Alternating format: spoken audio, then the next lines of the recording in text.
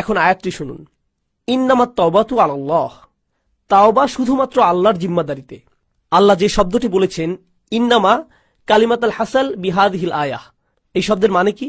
এর মানে হলো আল্লাহ যা বলবেন এখন তা হলো একটি বিশেষ চুক্তি, শুধুমাত্র নির্দিষ্ট কিছু ব্যক্তির উপর কার্যকর করা হবে, সবার জন্য এটা না। এটা শুধুই তাদের জন্য যাদের বর্ণনা এখন দেয়া হবে। তিনি বলছেন আল্লাহ, কিছুই আল্লাহর উপর বাধ্যতামূলক নয়, আল্লাহ কিছুই করতে বাধ্য নন, শুধুমাত্র যা নিজের উপর বাধ্যতামূলক করেন সেগুলো ছাড়া। তিনি বলছেন আল্লাহ, আল্লাহর উপর এটা বাধ্যতামূলক যে তিনি নির্দিষ্ট ব্যক্তিদের তাওবা কবুল করবেন। আল্লাহ কিছু মানুষের তাওবা কবুল করাকে নিজের উপর আবশ্যক করে নিয়েছেন। কারা এই লোক? লিল্লাযীনা ইয়ামালুনা সুআ বিজাহালাতিন, সেই লোক যারা পাপ করে। এখানে আমি সাধারণ অনুবাদ করে দিচ্ছি, যারা পাপ করে। আল্লাহ মাত্রই বললেন তিনি নিজের জন্য যারা পাপ করে তাদের ক্ষমা করা বাধ্যতামূলক করে নিয়েছেন।